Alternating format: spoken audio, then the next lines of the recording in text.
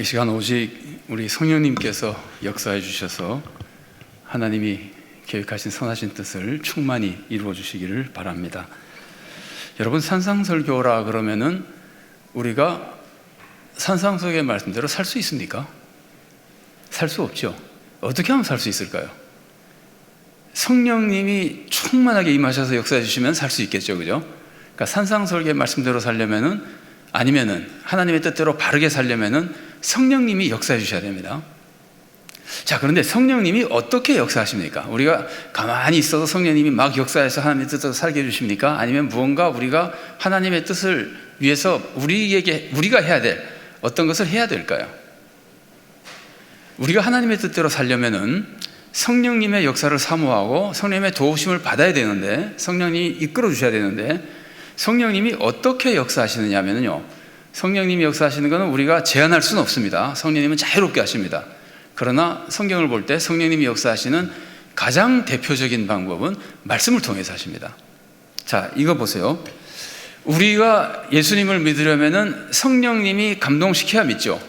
잘 하시는 말씀이죠. 그리스도로 말미암지 않고는 아무도 예수를 그리스도 주라고 할 수 없느니라. 그러니까 우리는 성령님을 통해서만 믿을 수 있습니다. 내 힘으로 못 믿습니다. 그런데 그 믿음을 성령님이 주시는데, 믿음은 어디서 난다고 성경이 가르쳐주죠? 들음에서 난다고 가르쳐주죠. 들음은 그리스도의 말씀을 듣는 거죠. 하나님의 말씀을 듣는 겁니다. 그러니까 우리에게 가장 중요한 것이 믿음이 생겨가지고 구원받는 것인데, 그 믿음을 주시는 분은 성령님이시고, 그 믿음이 우리에게 오게끔 하는 도구는 말씀이라는 말이에요. 그러면 우리가 논리적으로 생각하면 성령님이 우리들에게 믿음을 주실 때 말씀을 통해 주시는 거잖아요. 기본적인 방법이, 아까도 말씀드렸지만 성령님은 아무데도 제한받지 않습니다. 그래서 우리가 성경 안 읽어도 성령님 우리들의 믿음 주실 수 있습니다. 그러나 성령님이 가장 기뻐하시는 방법은 들으면서 믿음이 나는 거니까 우리가 말씀을 듣고 성령님의 감동 속에 믿게 된다는 말이에요. 그러면 하나님의 뜻대로 사는 것도 성령님이 도와주셔야 되잖아요. 그럼 성령님이 무엇을 통해서 도와주시겠어요? 말씀을 통해서 도와주시는 겁니다. 물론 다른 방법으로 도와주실 수 있지만 가장 성령님이 기쁘게 사용하시는 방법은 말씀을 통해서 도와주시는 겁니다. 그래서 성령님은 말씀을 통해서 믿음을 주시고, 말씀을 통해서 바른 삶을 살 수 있는 길을 가르쳐 주시고, 바른 삶을 살 수 있는 힘을 주시는 겁니다. 그래서 우리가 난 산상설교 말씀대로 도저히 살 수가 없어서 어차피 살지도 못하는 거 읽으면 뭐하냐? 그러면 그 사람이 정말 조금이라도 바르게 살 수 있는 기회가 생기겠어요? 안 생기겠어요? 안 생기는 겁니다. 내가 말씀대로 살지 못해도 말씀을 계속 가까이 해야 성령님이 말씀을 통해서 역사하시면 그나마 조금씩 더 하나님 뜻대로 살아갈 수 있는 겁니다. 자, 그런데 우리가 세상을 살아가는 데 있어서 우리에게 임하는 모든 것, 특히 이제 좋은 것, 죄 짓고 이렇게 나쁜 것이 아니라 우리들이 살아가는 데 있어서 좋은 모든 것은 전부 하나님의 은혜로 오는 겁니다. 그래서 우리 인생에서 좋은 모든 것은 하나님의 은혜로부터만 시작됩니다. 다른 것으로 시작되는 게 아닙니다. 오직 하나님의 은혜입니다. 내가 먼저 하면은 내 힘으로 살아가는 거예요. 그런데 그게 아니에요. 반드시 하나님의 은혜를 베풀어 주셔서 천지 창조도 하시고, 아브라함도 보내서 구원 역사를 이루시고, 출애굽도 시키시고, 구원 역사를 다 이루십니다. 하나님이 이루십니다. 그런데 하나님은 먼저 은혜를 베풀어 주신 후에 반드시 율법을 주시죠. 율법을 주시는 이유는 그 은혜 안에 살도록 하기 위해서요. 믿음을 지키도록 하기 위해서 율법을 주시는 거예요. 그래서 우리는 은혜와 율법, 아니면 믿음과 삶의 균형이 잡혀 있어야 정상적인 신앙인이고, 구원의 길을 가는 참 신앙인이고, 그 다음에 하나님의 뜻대로 살아갈 때는 율법 중에서 종교의식법과 이 도덕법이라고 하는 바르게 살아가는 것과 주님께 예배드리는 것에 대한 균형이 잡혀야 되는 겁니다. 이 둘 중에서 먼저 해야 되는 것은 예배드리는 겁니다. 종교의식을 지키는 겁니다. 성찬식도 하고, 예를 들면 교회 나와서 교회 생활도 하고. 그러나 더 중요한 것은 도덕법입니다. 올바르게 사는 겁니다. 그런데 종교의식법을 지키지 않으면서, 그냥 예를 들면은 주일 예배에 참석하지 않으면서 바르게만 살려 그러면 못합니다. 자기 힘으로 하지 못하고 하나님의 말씀도 들어야 되고 하나님의 힘을 받아야 되는데, 그 도구가, 대표적인 도구가 예배라는 말이에요. 그래서 예배를 통해서 은혜를 받고 힘을 얻고 말씀을 배우고 바르게 살아갈 수 있는 겁니다. 그리고 이제 바르게 살지 않고 나는 예배만 드리겠다 그러면은 그 예배가 무슨 예배가 되는 거예요? 죽은 예배가 되어버리는 겁니다. 죽은 믿음, 죽은 예배가 되는 겁니다. 그래서 예배와 삶, 혹은 종교의식법과 도덕적인 우리 삶이 또 다른 균형을 이루어야 되는 겁니다.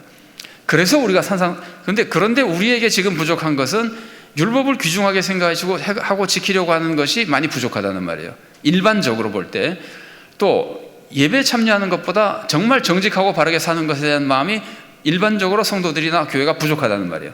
그래서 우리들은 산상설교를 통해서 그걸 가장 잘 가르쳐주는 성경 본문이 산상설교이기 때문에 산상설교를 통해서 그 부분을 자꾸 보완을 해야 균형 잡힌 좋은 성도가 될 수 있다는 겁니다. 그래서 우리가 산상설교를 왜 읽어야 되는지를 살펴봤었고, 그 다음에는 이 산상설교가 시작돼서 예수님이 팔복으로부터 말씀을 시작하시는데, 예수님이 팔복을 말씀하시는 것은 가장 중요한 목표, 팔복의 1차적인 목표는 예수님이 누군가를 알려주는 거예요. 예수님이 누구예요? 구원해 주시는 분이에요. 세상 사람들이 구원받지 못한다고 생각하고 바리새인 종교 지도자들이 저거는 저주받은 사람들이다. 요한복음 보면 그런 말씀 나오죠. 저주받은 자들이다. 하나님의 축복도 받지 못하고 종교 예를 들면 헌금도 제대로 못하고 선교 활동도 제대로 못하고 그래서 구원받지 못하는 너희들은 구원받지 못한다. 하나님 사랑받지 못한 사람이라고 막 저주하고 무시하는 사람들에게 예수님이 너희가 천국 간다고 축복을 선포하시는 거예요. 그러니까 엄청난 축복입니다. 감사합니다. 그리고 그 축복은 종말론적인 축복이 1차적인 겁니다. 이 세상에서도 물론 축복을 받고 도움을 받지만 천국에 가는 것이 훨씬 더 중요한 것이고 더 강조된 말씀입니다. 그래서 그 팔복을 보면은요, 10년이 가난한 자는 복이 있나니 무엇이 너희 것이라고요? 천국이 너희 것이라 그러죠. 마지막 부분에 가보면은 의를 위하여 핍박을 받은 자는 복이 있나니 천국에 간다 그러잖아요. 그래서 팔복의 첫 부분이 천국의 축복이고 그 다음이 천국의 축복인 것은요, 이런 것을 좀 이상한 단어를 쓰더라도 좀 이해해 주십시오. 수미 쌍관법이라 그래가지고 그 머리와 꼬리, 그러니까 3절과 12절 첫 부분과 끝 부분이 같은 단어를 가지면서 이걸 묶어주는 거예요. 이제 보통 신학교에서는 이게 인클루지오라 그래요. 그래서 이게 한 문단이고 주제는 천국이다 이렇게 가르치는 거예요. 그래서 예수님의 팔복의 축복은 우선 천국에 가는 겁니다. 마음에 청결한 자는 복이 있나니 너희가 하나님을 볼 것이며, 그럴 때 하나님을 본다는 것은 천국에 들어간다는 뜻이에요. 천국에 안 들어가고 어떻게 하나님 봅니까? 물론 이 세상에서도 마음이 청결하면 하나님 보겠지만 여기서 말하는 1차적인 것은 종말에 하나님을 분명히 만나는 천국에 들어간다는 그런 축복이 1차적인 축복이에요. 그래서 천국의 축복, 종말론의 축복을 예수님께서 말씀하시고, 또 하나는 가난한 자가 천국에 가고 온유한 자가 땅을 얻는다면은 내가 가난해도 안 무섭죠. 가난한 자는 저주받은 자라 그러면 가난하면 안 되잖아요. 저주받은 자가 되면 안 되잖아요. 그런데 가난한 자가 천국 간다 그러면은 가난해도 괜찮잖아요. 나 천국 갈 거니까. 온유한 자가 땅을 기업으로 받는다고 하는 것도 그냥 맨 땅이 아니고 가난 복지라고 우리가 상징적으로 하는 것처럼 천국을 1차적으로 의미하는 겁니다. 천국에 들어가는 축복을 받는다는 겁니다. 내가 온유해서 천국 간다 그러면 온유하게 살아도 되잖아요. 여러분, 내가 가난하게 살아도 된다. 내가 온유하게 살아도 되고 져도 되고 이 세상에서 좀 애통해도 된다. 이 각오가 없으면요, 산상설교 말씀대로 못 살아요. 산상설교 말씀대로 살려면은 좋습니다. 주님 달라는 대로 준다면 나 주겠습니다. 그래서 내가 가난해지면 그래도 좋습니다. 그게 천국에 가는 길이라면, 이런 각오가 있어야 산상설교 말씀대로 살 수가 있어요. 그래서 예수님의 이 팔복의 말씀은 산상설교의 말씀대로 살 수 있는 엄청난 힘을 주는 말씀입니다. 자, 그 다음에 오늘 잠깐 복습한 거고요. 오늘 본문 말씀도 저희가 세상의 소금과 빛이라는 말씀 보겠습니다. 이 말씀을 보세요. 제가 교훈의 말씀은 서술과 명령으로 되어 있다 그랬잖아요. 그런데 사실은 교훈 자체는 명령이에요. 공부하라거나 정직하라거나 다 명령이에요. 그런데 이 명령을 지키게 만들려면은 서술을 많이 해줘야 돼요. 사실 산상설교도 가만히 보면은요, 하라 하지 말라는 말씀보다 그거를 하도록 만들어주는 서술이 훨씬 더 많아요. 제가 이제 소개를 해드리겠습니다.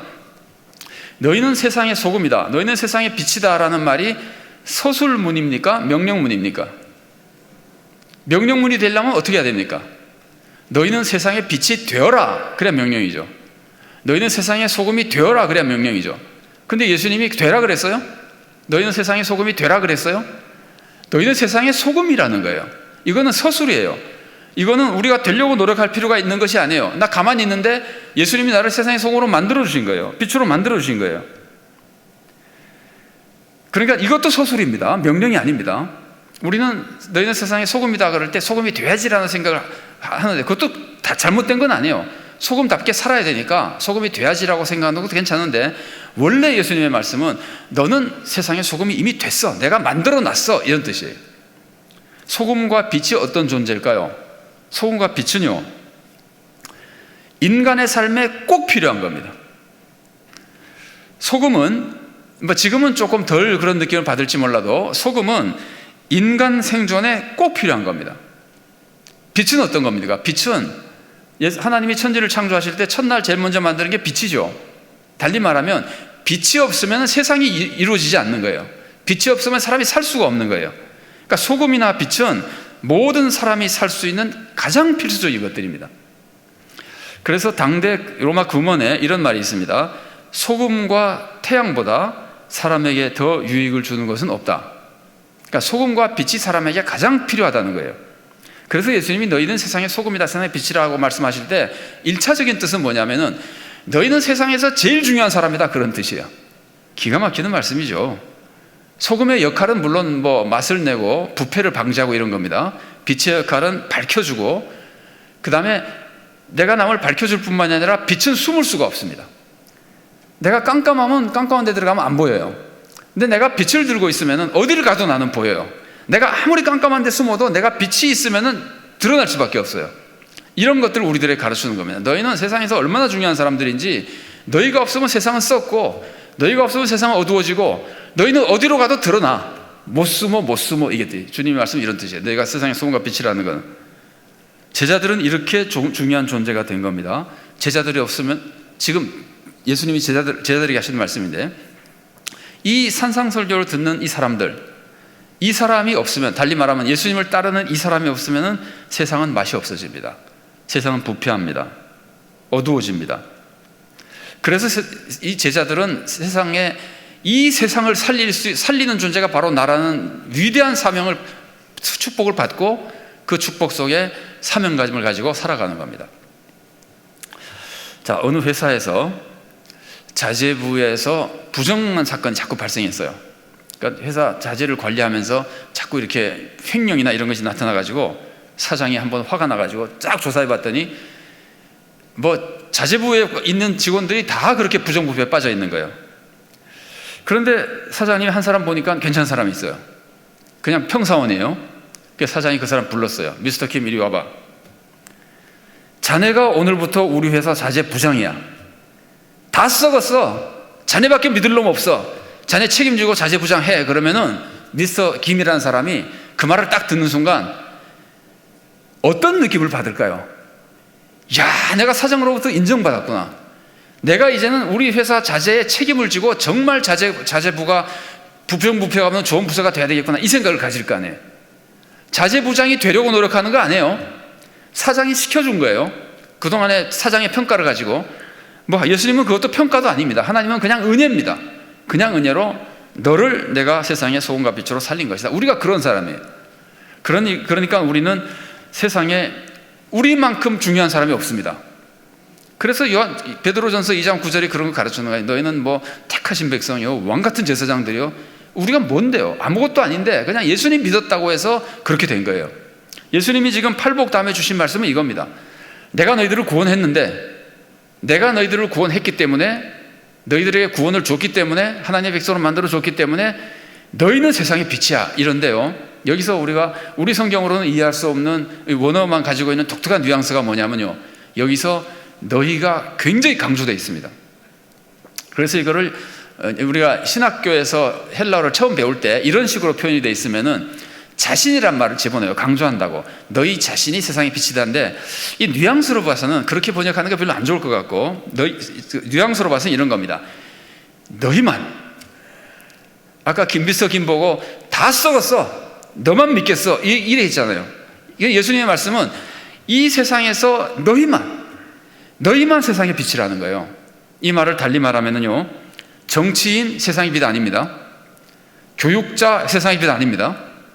예술가 세상의 빛 아닙니다. 오직 예수를 믿는 사람만 세상의 빛입니다. 너무나 당연하죠. 예수를 믿는 사람만 구원받았잖아요. 하나님의 자녀잖아요. 세상에서 하나님의 자녀 말고 누가 세상을 하나님의 나라에 맞게끔 만들어갈 수가 있습니까? 그래서 우리는 세상을 지켜야 되고 세상의 부정부패를 몰아내야 되고 세상을 정의롭게 만들어야 되고 하는 모든 사명을 우리가 받은 겁니다. 전에 우리나라에 무슨 사건이 일어나니까 사람들이 지도자가 잘못돼서 그래 그렇다고 막 이제 대통령을 막 비난했어요. 그래서 제가 한번 그런 얘기, 이제 장로님 목사님 앉아서 식사하다 이제 그런 얘기가 나왔는데 나중에 그 얘기를 가만히 생각하다가 그게 맞다는 말이 들어요. 지도자가 잘못해서 사회에 자꾸 사고가 나고 하는 게 맞다는 말씀이 맞는 건 틀림없어요. 그런데 문제는 지도자가 누구냐 이거예요. 지도자가 대통령입니까? 우리나라의 영적 지도자, 우리나라의 정의를 세워야 되는 책임진 지도자가 대통령입니까? 성도입니까? 오늘 말씀 예수님이 세운 것은 대통령이 아니에요. 물론 대통령이 나라를 지도할 중요한 사명을 받은 사람이면 틀림없지만 이 세상을 정말 정의롭게 만들어야 될 사명을 받은 사람은 성도예요. 성도들이 앉아서 지도자가 잘못해서 나라가 부패했다 그러면은 이거는 웃기는 얘기예요. 내가 그 지도자인데 누굴 탓하는 겁니까? 그러니까 우리가 세상에 빛이라는 건 그런 뜻이에요. 제가 언젠가 판사가 두 분 계시고 뭐 사회적인 뭐 교수도 있고 이런 모임에 간 적이 있습니다. 제가 그때 굉장히 젊었을 때입니다. 아마 신학생 정도 됐거나 신학교 들어가기 전이거나 뭐 그 정도로 어렸을 때인데 그런 모임에 앉아 있었어요. 그런데 판사 한 사람이요 이런 얘기를 하더라고요.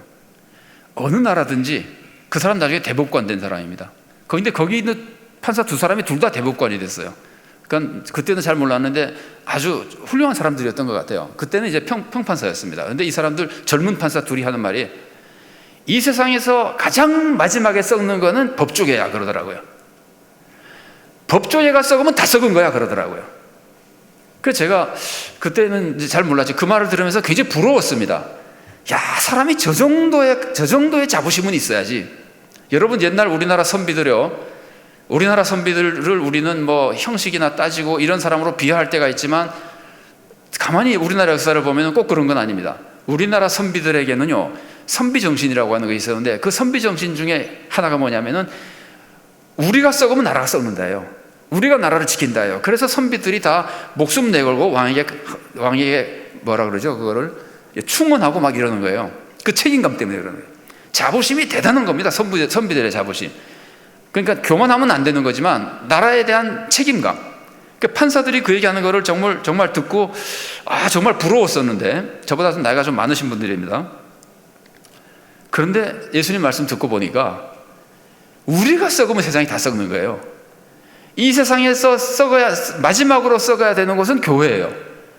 교회가 썩었다면 세상은 희망이 없어지는 거예요. 왜냐하면 세상에 교회만이 빛이고 소금이기 때문입니다. 예수님이 뭐라고 말씀하셨는가 보십시오. 마태복음 16장 18절 말씀입니다. 또 내가 너에게 이르노니 너는 베드로라. 내가 이 반석 위에 내 교회를 세우리니 음부의 권세가 이기지 못하리라. 세상에서 음부의 권세가 이기지 못하는 게 딱 하나 있습니다. 세상에서는 물론 하나님은 뭐 당연히 승리자지만 세상에서 음부의 권세가 이기지 못하는 건 딱 하나 교회입니다.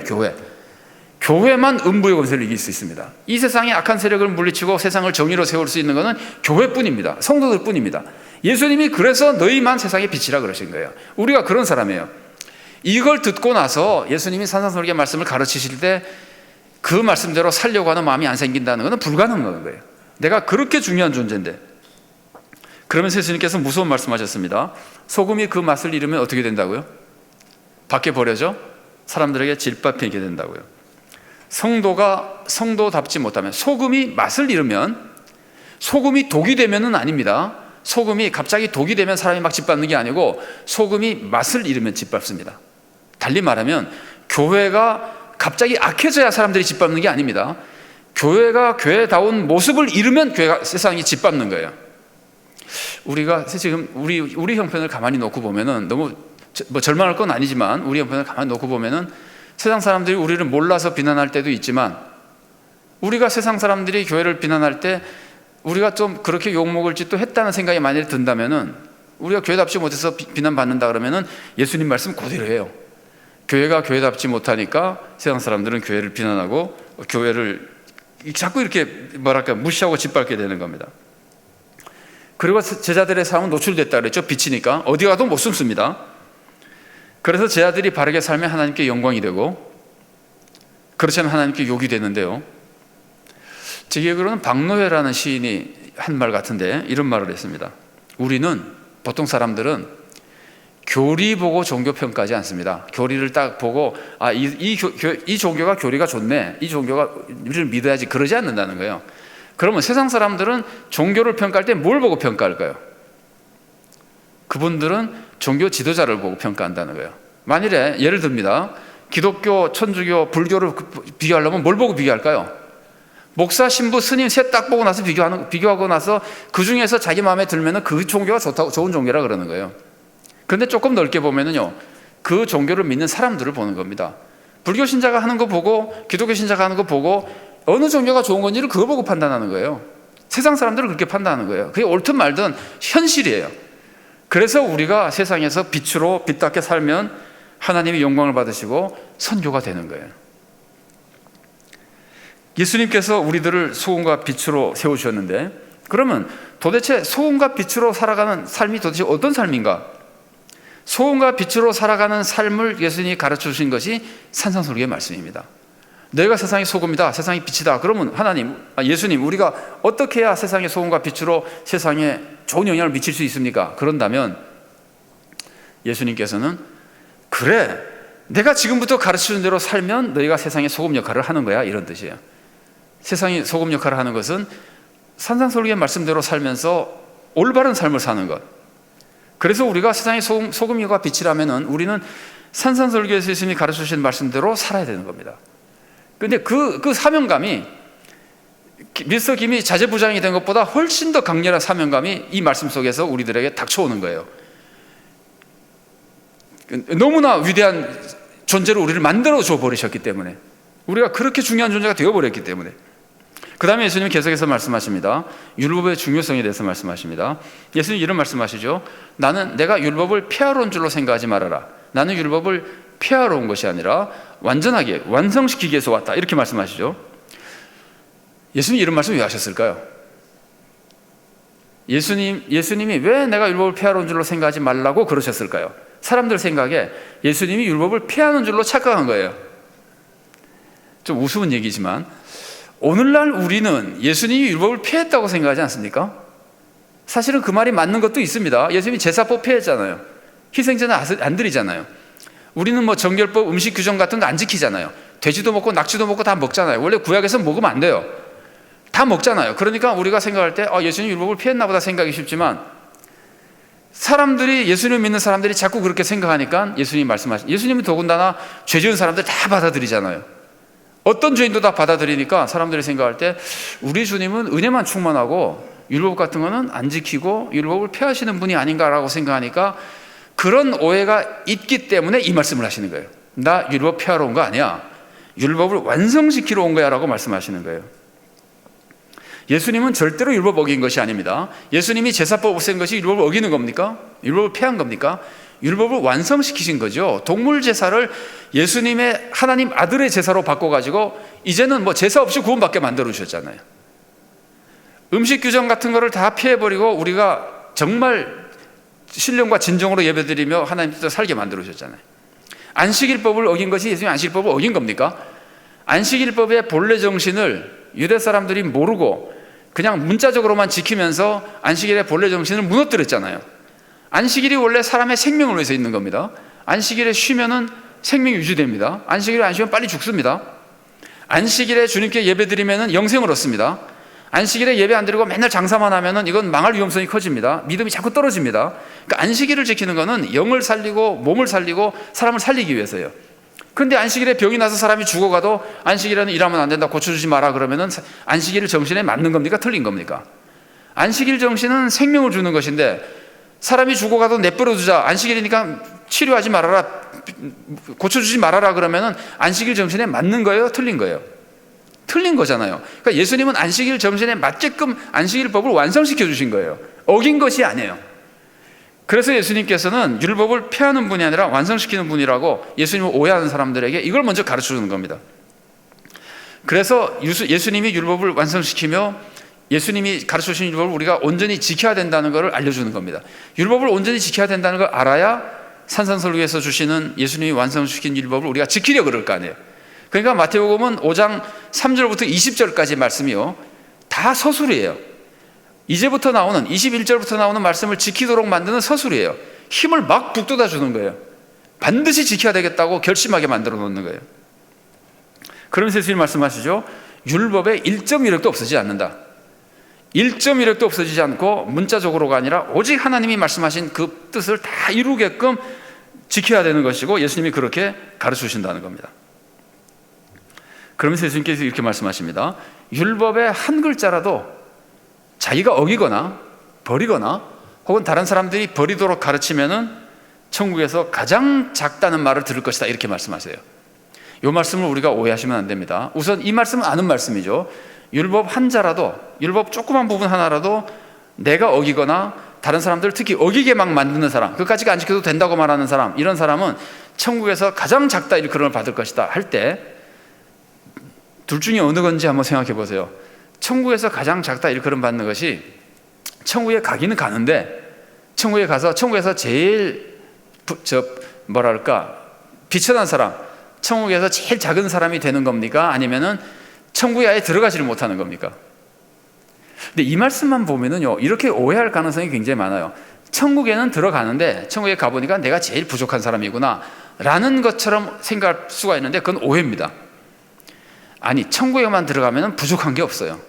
천국에서 크고 작은 게 무슨 상관이 있습니까? 천국에 가서 무슨 결핍이 있습니까? 완벽한 명성과 축복을 누리는데. 이 말씀은요, 천국에 들어가 봤더니 천국에서 나를 제일 부족하다고 치는구나 라는 말씀이 아니고, 천국의 관점에서 딱 보니까 세상에 많은 사람들이 살아가고 있잖아요. 천국에서 내려다 보잖아요. 내려다 보니까 저 인간은 율법을 막 안 지키라 그러네. 저놈이 제일 작은 놈이네, 그 얘기예요. 천국의 관점에서 볼 때 율법을 어기는 사람, 어기라고 가르치는 사람이 제일 나쁜 사람이라는 거예요. 그러면 그 사람이 어떻게 천국 옵니까? 천국 못 옵니다. 산상설교의 제일 끝부분에 가보면은 3번이나 예수님께서 말씀하시는 게 뭐냐면은, 내가 말하는 것을 지키지 않으면 어떻게 된다고요? 집을 반석이 아니라 모래 위에 지은 자가 다 무너진다 그러잖아요. 그러면 내가 말하는 것을 지키지 않는 사람이 천국에 간다는 거예요? 못 간다는 거예요? 못 간다는 겁니다. 예수님의 말씀은 율법을 버리는 사람이, 율법을 버리게끔 가르치는 사람이 천국에서 가장 작은 자라고 한다는 것은 세상에서 제일 못난 사람이고 천국에 못 들어오는 사람이라는 뜻이에요. 굉장히 무서운 말씀이에요.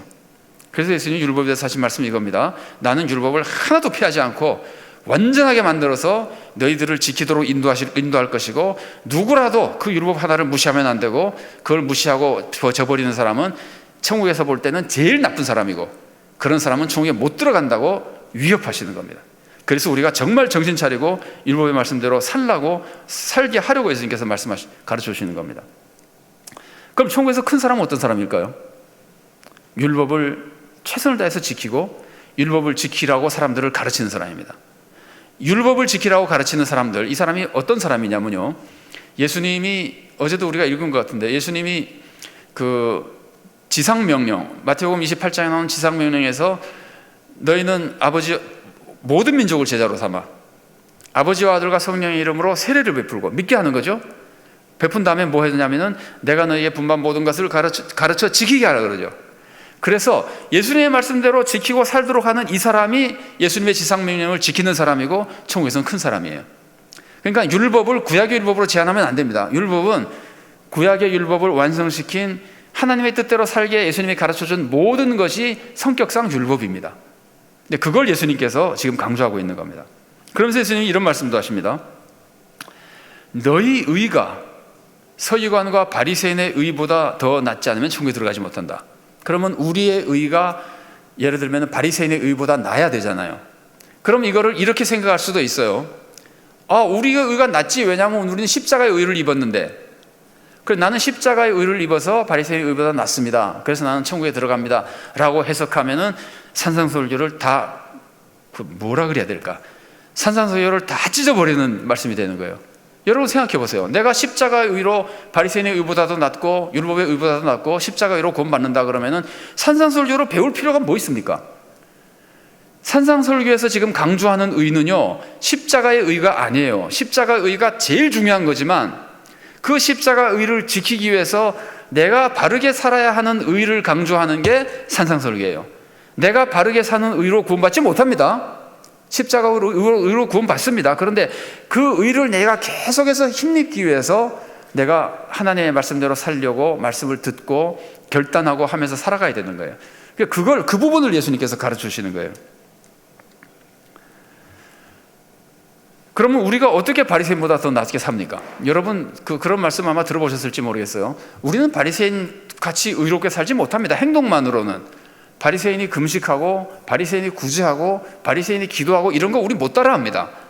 그래서 어떤 사람이 그랬어요. 바리새인이 지금 이 세상에 나타나면 모든 사람들이 다 그 사람을 성인이라 그럴 것이다.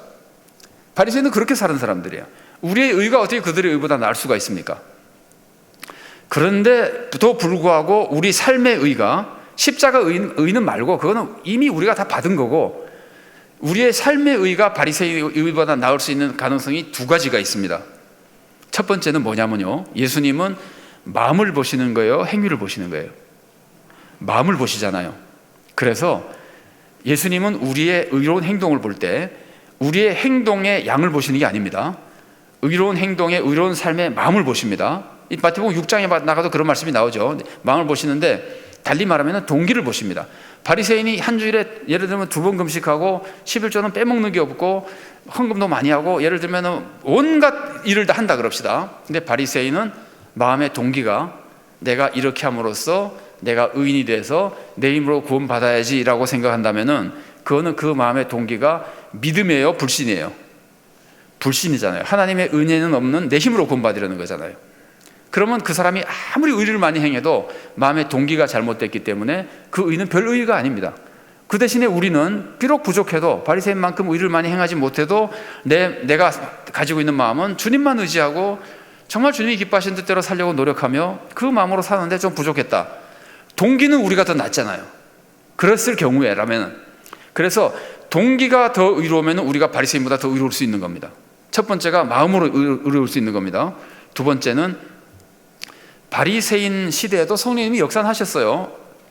구약에도 역사하셨고 예수님이 오순절 성령 강림 전에도 성령님이 역사하셨어요. 그런데 오순절 성령 강림 이후에는 이전보다는 비교도 안 되게 강력하게 역사하시잖아요. 지금 우리는 성령님이 말도 못하게 역사하시는 세계 속에 살고 있잖아요.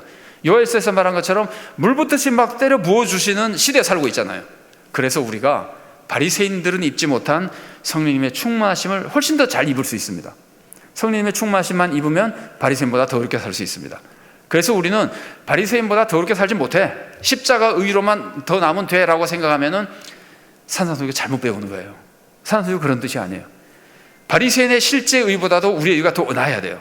그때 동기가 더 나아야 되고 성령님의 충만하심 속에 실제로 더 바르게 살아야 됩니다. 그래서 예수님은 이 20절까지 해서 이렇게 충만하게 우리들에게 바르게 살도록 가르쳐 주신 후에 이제 예수님께서 본격적으로 어떻게 살아야 되는지에 대한 교훈을 예수님께서 주시는 겁니다. 자, 선언설교 5장 21절부터 7장 12절까지의 말씀이 예수님이 가르쳐주는 율법의 완성의 내용이에요. 어떻게 살아야 되는지를 가르쳐주는 말씀이에요. 그런데 5장 21절부터 7장 12절까지의 내용을 보면은 내용이 10개가 나와요. 그런데 5장의 21절부터 48절까지의 올바른 삶에 대한 내용이 4가지가 나오고, 그 다음에 6장에 들어가면은 또 4가지가 나오는데 5장에 나오는 4가지는요 인간관계에 대한 계명이에요.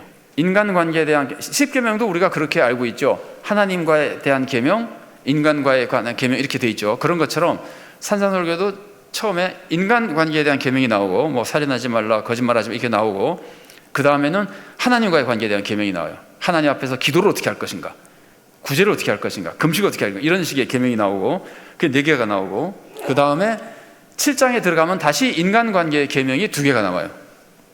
그리고 10개가 나오죠. 그러면 4개, 4개, 2개. 그 다음에는 또 뭐가 나오냐면은 올바로 살아야만 된다고 하는 서술이 잔뜩 나와요. 어떻게든지 바르게 살게 만들려고. 그래서 이제 산상설교가 마무리가 되는 겁니다. 그런데 산상설교에 나오는 5장에 나오는 4가지는요 제가 말로만 전해드리면은 살인 금지 계명을 완성시키고, 그 다음에는 간음 금지 계명을 완성시키고, 그 다음에 거짓말하지 말라는 그 계명을 완성시키고, 그 다음에는 이웃 사랑하라는 계명을 충만히 가르쳐 줌으로써 4가지가 나옵니다. 그 다음에 6장에 들어가면은 구제에 대한 계명, 기도에 대한 계명, 금식에 대한 계명, 그리고 하나님 사랑에 대한 계명으로 4가지가 나오고, 인간관계 마지막 7장에는 이제 이걸 살펴볼 테니까 그냥 한번 소개만 해드리는 겁니다. 앞으로 살펴볼 것이라고. 비판 금지 계명이 나오고, 그 다음에 다시 이웃 사랑에 대한 계명이 나오고, 이제 명령의 내용은 이제 정리되는 겁니다. 자, 여기서 제가 한 가지를 조금 정리를 하고 넘어가는 게 좋을 것 같다는 생각이 들어요. 여러분, 행함이 없는 믿음은 죽은 믿음이죠. 우리가 다 아는 말씀이죠. 그런데 여러분, 행함이 충분합니까? 우리가 불충분합니까? 불충분하죠. 우리가 행함이 불충분하면 우리 다 죽은 믿음입니까? 이게 굉장히 고민되지 않아요? 그래서 우리가 여기서 좀 확실히 정리하고 넘어가야 될 게 뭐냐면은, 행함이 없는 믿음은 죽은 믿음이라고 할 때 행함의 기준이 뭐냐를 우리가 좀 분명히 알 필요가 있어요. 행함의 기준은요, 양적 기준이 아닙니다.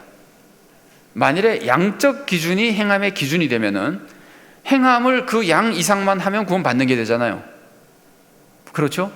그러면 행함을 어느 정도 이상만 하면 구원받는다면 그 사람은 은혜로 구원받는 겁니까? 행함으로 구원받는 겁니까? 행함으로 구원받는 거죠. 그 복음이 아니에요. 믿음이 아니에요. 그래서 하나님은 절대로 양적 기준으로 행함이 있느냐 없느냐를 결정하지 않으십니다. 기준을 주시지도 않습니다. 그래서 뭐 예를 들면은 내가 뭐 11조는 교회로 바치고 그 다음 11조는 이웃을 구제하고 뭐 그 정도는 행함이 있는 것이지라는 기준이 없어요. 내가 내 수입의 10분의 1을 구제를 하든 100분의 1을 구제를 하든 1000분의 1을 구제를 하든 행함에 대한 기준은 전혀 없어요. 무엇만 있느냐면요, 정말 이웃을 내 이웃처럼 사랑하라는 것밖에 이웃을 내 자신처럼 사랑하라는 것밖에 없어요. 그래서 하나님은 어차피 양을 보시는 분이 아니라 마음을 보시는 분이기 때문에 행함이 있는 믿음은 어떤 믿음이냐면요, 행해야 된다는 마음이 있는 믿음이에요. 이게 조금 이상하게 들릴 수도 있습니다. 아니, 행함이 있는 마음만 있는 게 아니라 실제로 행해야 될 거 아닙니까? 라 그러는데, 실제로 행하기는 행하는데 행하는 거에 대한 양적 행위의 기준은 없다는 말이에요. 기준은 마음밖에 없다는 말이에요. 그래서 하나님은 정말 하나님의 뜻대로 살려고 하는 마음이 있으면은 행함이 있는 믿음입니다. 그러면 그 마음으로 내가 최선을 다해서 하나님 뜻대로 살아가면 되는 겁니다. 내가 입장이 너무 어려운 입장이라 남보다 죄를 좀 더 많이 지어도, 워낙 악한 형편이라, 상황이라 죄를 많이 지어도 하나님께서 그 마음을 보시고 행함이 있는 믿음으로 쳐주는 겁니다. 행함의 양이 10이든 100이든 1000이든 그걸 보시지 않습니다. 그 마음이 진심으로 하나님의 뜻대로 살아야 된다고 믿고 그렇게 살려고 하는 마음이 있느냐가 중요한 겁니다. 자, 이걸 우리가 꼭 기억하시고, 그런데 이거는 절대로 마음을 보시니까 행동은 아무래도 괜찮다는 것이 아닙니다. 행동이 아무래도 괜찮다는 마음 자체가 이미 잘못된 마음이에요. 나는 진심으로 하나님의 뜻대로 살아야 된다는 마음이 있는 것이 행함이 있는 기본적인 기준이에요. 그러면 그 마음으로 날이 갈수록 행함이 점점 많아지고 점점 거룩해지고 성화되어 가는 겁니다. 자, 이걸 한번 우리가 염두에 두고 정리하고, 근데 우리 이제 21절부터 보겠습니다. 21절부터 26절까지의 말씀은요, 본문은 이제 아실 거로 생각하고 있지 않습니다만은 살인 금지 계명을 완성하는 겁니다. 근데 우리가 21절부터 26절은 조금 자세히 살펴볼 겁니다. 왜 자세히 살펴보냐면은 예수님이 지금 율법을 완성시키는데 10계명 중에서, 10계명이 뭐 대표적인 율법이니까 10계명 중에서 살인하지 말라는 계명을 예수님께서 지금 완성시켜 주시잖아요. 이 완성시켜 주신다고 하는 것은 하나님의 뜻에 가장 맞는 올바른 뜻을 우리들에게 가르쳐 주시고, 그리고 예수님이 또 실제로 그렇게 사시면서 보여주시고, 이런 것들을 우리들에게 해주는 것이 지금 이 율법을 완성시켜 주시는 겁니다. 산상설교에서는 그렇습니다. 로마서에 보면은 예수님이 율법의 마침이 되시니라는 말씀이 나와요. 그거는 예수님이 율법으로 하지 못하는 구원을 십자가로 이루셨다는 뜻이에요. 근데 산상설교는 그런 뜻이 아니에요. 다른 뜻이에요. 산상설교는 너희들이 율법을 지키지 못하는 걸 내가 십자가로 완성시켜 줬다는 뜻이 아니고, 산상설교에서는 너희들이 잘못 알고 있는 것들을 내가 바르게 가르쳐주고 완전하게 가르쳐줘서 정말 하나님의 뜻대로 살도록 내가 도와주고 만들어주겠다는 게 율법을 완성시켜 주시는 거예요. 그러면 첫 번째로 나오는 살인 금지 계명 완성하는 모습에서 우리가 도대체 예수님은 율법을 어떻게 완성시켜 주시는지를 배울 필요가 있어요. 이것만 잘 배우면은 다른 계명도 그런 방법으로 완성시켜 주는 것으로 우리가 이해하면서 우리도 더 잘 그 율법을 잘 이해하면 돼요. 그래서 이걸 우리가 자세히 살펴보는 것이 예수님이 완성시켜는 패턴을 이해하는 겁니다.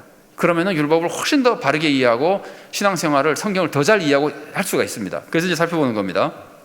자, 예수님이 율법을 완성시켜 주실 때 첫 번째로 완성시켜 주신 게 뭐냐면요, 율법의 내용을 전부 마음의 문제부터 시작합니다. 당연하죠. 하나님 마음을 보시니까. 그래서 살인 금지 계명을 말씀해 주실 때 예수님이 이렇게 말씀하시죠. 옛사람은 말한 바 살인하면 심판을 받으리라 그랬지만 나는 너희에게 이르노니 이웃에게 노하는 자마다 심판을 받을 것이다. 그러면 살인하는 건 행위죠. 그런데 이 율법을 예수님께서 완성시켜 주실 때 첫 번째가 마음에 살인하는 마음이 있으면 안 된다는 거예요. 분노하는 것이 완전히 죽이고 싶은 정도는 아니라고 하더라도 죽일 마음이 조금 생기는 거예요. 그래서 이제 실제 살인을 하지 않으려면은 첫 번째로 마음부터 남에게 증오나 분노가 없어야 된다는 거예요. 그러니까 마음으로부터 해결하는 겁니다. 그래서 형제에게 노하는 것을 예수님은 마음의 살인이라고 보시는 겁니다. 그 다음에는 이제 마음 다음에는 예수님께서 말에 대한 얘기를 하시는데, 이거는 조금 풀어서 얘기하면요, 작은 행동도 못하게 하시는 거예요. 살인은 정말 살인까지 가지 않아도 살인과 가까운 조그만 행동도 하면 안 되는 거예요. 처음에는 행동이 아무것도 없이 마음만 있어도 안 되고, 악한 마음만 있어도 안 되고, 그 다음에는 작은 행동도 있으면 안 돼요. 그러면서 예수님께서 그 작은 행동으로 무엇을 이용하시느냐 하면은 말을 이용하십니다.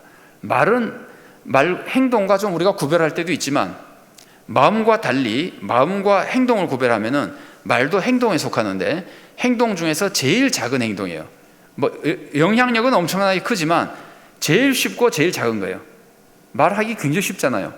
그리고 말은 별로 아무 해도 안 끼치는 것 같잖아요. 실제 영향은 크지만. 그래서 제일 작은 행동을 말로 보고 예수님께서 말씀하시는 겁니다.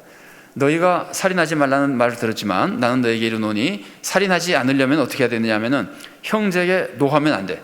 노하는 것은 마음의 살인이고, 형제에게 말로 라가라 그러면은, 형제를 라가라 그러면은 그건 형제를 무시하는 것이기 때문에 형제에 대한 인격 살인이에요. 마음의 살인, 인격 살인. 그다음에 형제를 미련한 놈이라 그러죠. 라가라고 하는 것은 지금 여러분 해설서를 보면은 무슨 뜻인지 확실하게는 모르나 아마도 골빈 놈이란 뜻일 것이다, 이렇게 해석이 되어 있습니다. 그러니까 라가는 골빈 사람, 그러니까 어리석은 바보 같은 놈, 이런 뜻이거든요. 그렇게 말하면 그 사람의 인격을 무시하는 거잖아요. 그게 살인과 똑같다는 거예요. 인격 살인이라는 겁니다. 그 다음에 미련한 놈이라고 하는 건요, 라가와 똑같은 뜻이 아니고 좀 다르게 본다면은, 성경에서 지혜가 뭐죠? 지혜는 잠언에서 무엇이 지혜죠?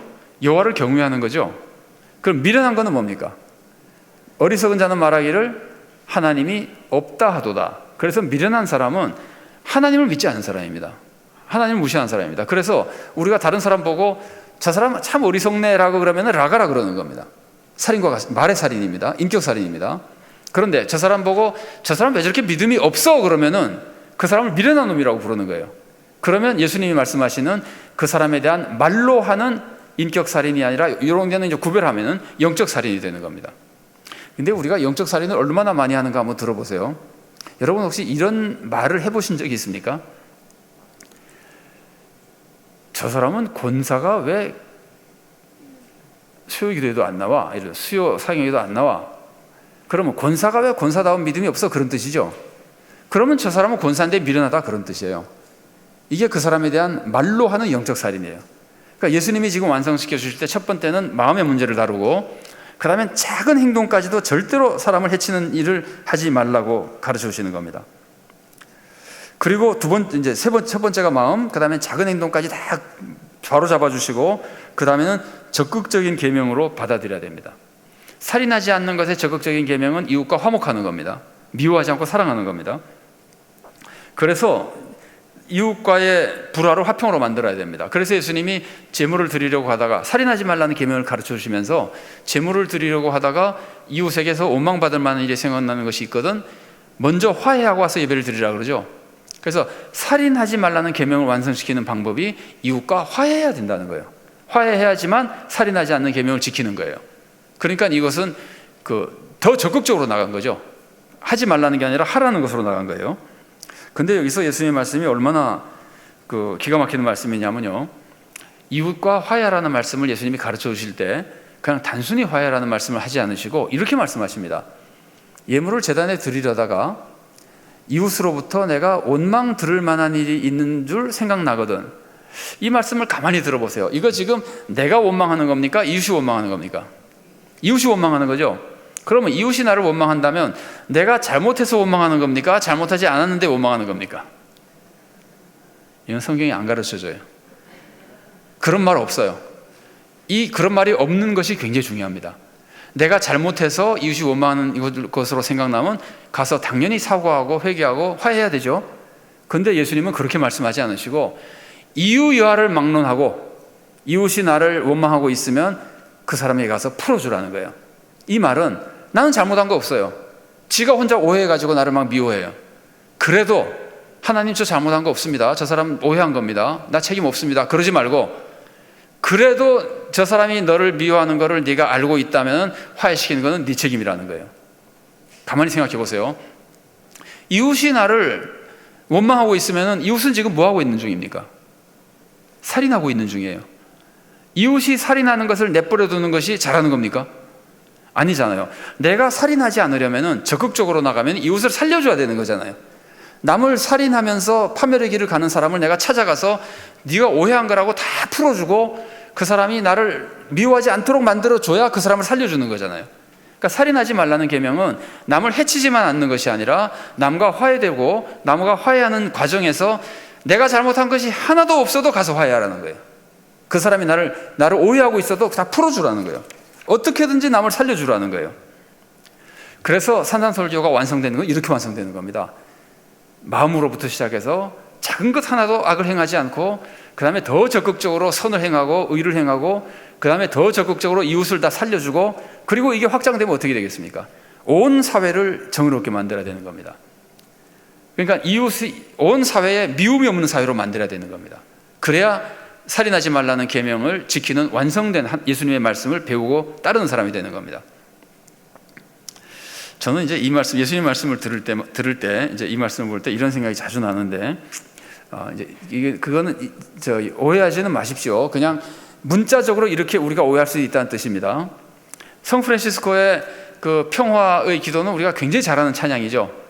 뭐 나를 평화의 도구로 뭐 써주소서 그러면서 어떻게 하죠? 사랑받기보다는 사랑하며. 한번 잘 생각해 보세요. 사랑받기보다는 사랑하며. 이게 남을 위한 기도입니까? 자기를 위한 기도입니까?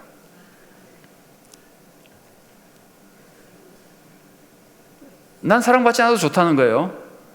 내가 사랑받지 않으면 남에게 좋은 일입니까? 남에게 안 좋은 일입니까? 제가 조금 설명을 잘 못하고 있는 것 같아요. 자, 요게 나예요. 요게 나고 요게 남이에요. 이 사람이 좋으려면, 이 사람이 착한 사람이 되고 축복을 받으려면 이 사람을 사랑해야 됩니까? 무관심해야 됩니까? 사랑해야 되죠. 이 사람 생각이 나 저 사람 사랑 안 받아도 괜찮습니다, 하나님. 그러면 이 사람이 좋은 사람이 되라는 거예요? 관심 없다는 거예요? 관심 없다는 거죠. 내가 남을 사랑하는 사람이 되게 해달라는 건 전부 자기를 위한 기도예요. 물론 성 프란시스가 그런 뜻으로 한 말은 아닐 거예요. 자기는 남을 위해서 살겠다고 남을 사랑하게 해달라 그랬는데 그 말을 문자적으로 해석하면은 사랑받기보다는 사랑하며, 이 말은 남들은 다 나쁜 놈이 돼도 상관없고 나만 좋은 놈이 되겠습니다 라는 뜻이 되어버리잖아요. 예수님의 산상설교는 그게 아니라는 거예요. 남이 다 좋은 사람이 되도록 해주라는 거예요. 나를 사랑하지 않는 사람이 있으면 찾아가서 사랑하게 만들라는 거예요. 그게 살인금지 계명을 만드는, 완성시키는 모습입니다. 그러면서 예수님께서는 여기서도 이런 것도까지 가르쳐 주십니다. 제사 드리는 것보다 이웃과 화목하는 걸 더 중요하게 생각하죠. 그러면 이게 우리가 오늘 조금 전까지 배웠던 종교의식법보다 도덕법을 더 중요하게 생각하시는 거잖아요. 그러니까 올바른 삶에 대해서 이렇게 가르쳐 주시는 겁니다. 그러면서 적극적으로 선을 행하라 그러시면서 어느 정도로 적극적으로 행하라 그러시냐면은 길 가는 동안 화목해라. 재판장에 도착하면 너는 그때 가서는 너는 이제 감옥에 들어갈 것이다 이렇게 말씀하시죠. 그러면 이 말씀은 길 가는 동안이 어떤 때를 의미하는 걸까요? 재판장 앞에 가기 전까지의 기간, 이 생을 얘기하는 겁니다. 이 생이 끝나면 우리는 더 이상 아무런 기회가 없이 그것만 가지고 재판받는 겁니다. 그러니까 종말의 심판에 임하기 전까지 우리가 할 수 있는 것은 살아있을 때예요. 이 생에 살아있을 동안에 최선을 다해서 화목하고 사랑을 베풀고 사랑하는 관계를 만들으라는 거예요. 그게 살인금지 계명의 완성이에요. 그러면 우리가 천국에서 영생을 누리게 될 것이고 진짜 믿음을 지킨 거니까 그렇지 않으면 지옥의 형벌에 떨어진다는 거예요. 무시무시한 위협과 더불어 살인금지 계명이 완성되는 겁니다. 제가 패턴을 다시 한번 짧게 말씀드리면은, 마음으로부터 시작해서 실제 살인까지 안 하더라도 살인의 성격을 가지고 있는 아주 작은 행동까지 있으면 다 하지 말라 그러시고, 그 다음엔 더 적극적으로 살인 대신에 화목하라 그러시고, 다른 사람을 어떻게든지 사랑하는 사람으로 만들어주라 그러시고, 내가 사랑하는 것은 물론이고 남들도 사랑하지 않는 사람을 다 사랑하는 사람으로 그 사람이 나를 사랑하게 만들라는 거예요. 내가 잘해가지고, 그래서 화목하게 만들어서 모든 사람이 영생을 얻도록 이끌어가라는 겁니다. 그렇게 하지 않았다가는, 이 세상에 살 때 그렇게 하지 않았다가는 지옥에 갈 수도 있다고 예수님이 위협하시면서 그걸 완성하시는 겁니다. 그러면 그 다음에 나오는 다른 계명들도 패턴이 이런 패턴입니다. 이 말씀을 그 다음에서 하지 않으셔도, 예를 들면 가늠하지 말라는 말씀에서 이런 말씀을 안 하셔도, 아, 예수님이 이렇게 완성하시는구나 라고 우리가 염두에 두고 그 계명을 읽으면은 계명을 폭넓게 예수님이 완성하시는 방법에 따라서 해석할 수 있는 겁니다. 자, 보십시오. 간음 금지 계명을 예수님이 완성하실 때, 우선 우리가 기억해야 될 거는 27절부터 32절까지가요, 27절에는 간음하지 말라는 말이 나오고, 30절부터인가요? 31절부터는 이혼하지 말라는 말씀이 나와요. 그런데 간음하지 말라, 이혼하지 말라는 말씀이 두 계명인지 아니면 이것이 한 계명인지를 생각하려면은 뭐 여러 가지로 사람마다 다른 의견이 있을 수 있지만, 27절에 간음이란 말이 제일 앞에 나오고 32절 제일 뒤에 간음이라는 말이 나와요. 그러면 제가 아까 그런 말씀 드렸었죠. 수미 상관법이라 그래가지고, 상관법 뭐 이래가지고 그 인클루지오라 그래가지고 그 문단은 간음이란 말로 묶어놓은 거예요. 그러니까 그 문단은 전부 간음에 대한 계명이에요. 그래서 이혼 금지도 간음 때문에 이혼하지 말라는 거예요. 그래서 이제 그리고 주제가 간음이에요. 인클루지오라는 것을 통해서 그렇게 가르쳐 주는 겁니다. 그러면 이제 간음 금지 계명을 완성하는 모습을 보면은 우리가 쉽게 알 수 있죠. 첫 번째 뭘 강조할까요? 한번 대답해 봐 주실래요? 제일 처음에 뭘 강조할까요? 마음을 강조하죠. 그런데 실제로 그러잖아요.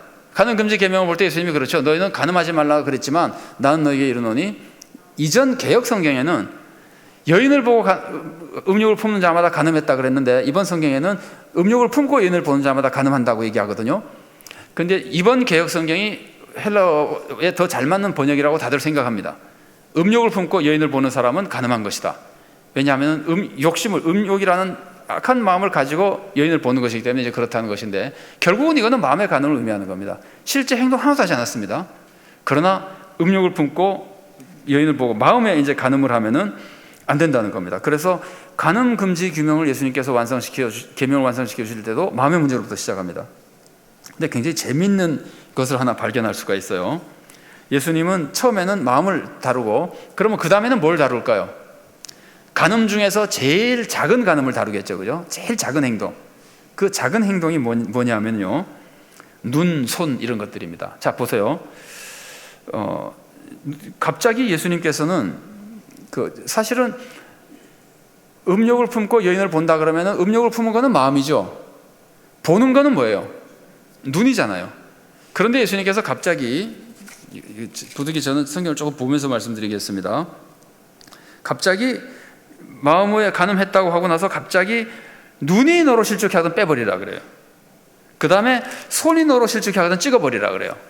그러면 이 눈과 손은 간음과 관계없이 눈으로 지은 죄, 손으로 지은 죄도 되는데, 이 문맥은 전부 지금 간음에 대해서 가르치는 거예요. 그러니까 눈으로 간음죄를 지으면 빼버리라는 뜻입니다. 손으로 간음죄를 지으면 빼버리라는 뜻입니다.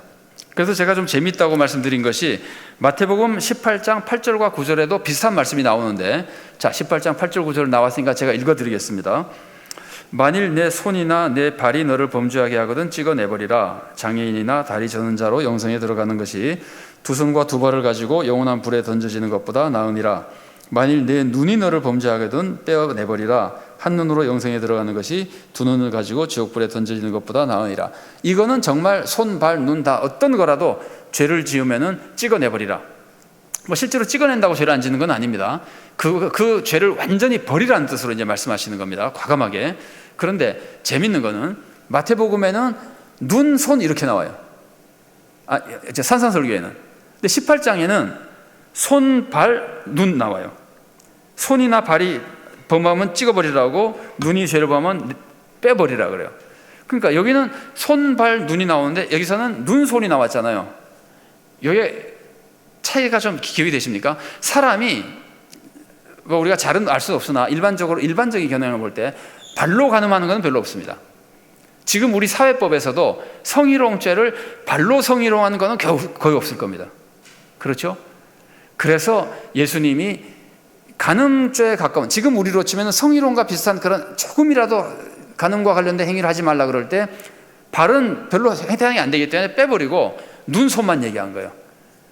음욕을 품는 얘기를 먼저 했고 눈으로 보는 걸 얘기했기 때문에 눈 얘기를 먼저 하시고 그 다음에 손 얘기를 하시는 겁니다. 왜냐하면 손으로도 악한 간음 행위를 하기가 굉장히 쉽기 때문입니다. 지금 우리 사회에서 성희롱을 얘기할 때 아마 제일 많이 나오는 것은 말일 거예요. 저 잘은 모르지만은 통계는 안 봤는데 손으로 성희롱하는 경우는 굉장히 많죠. 수없이 많죠. 그러면 이게 지금 이전에는 그런 거 없었어요. 우리가 나이 드신 분들은 다 아시지만 뭐 몇십 년 전만 해도 손으로 웬만큼 치고 이러는 거에 대해서는 사람들이 별로 신경 안 썼어요. 근데 지금은 민감하게 신경 쓰죠. 그런데 예수님은 2000년 전에 이미 다 가르쳐 주신 거예요. 이거를.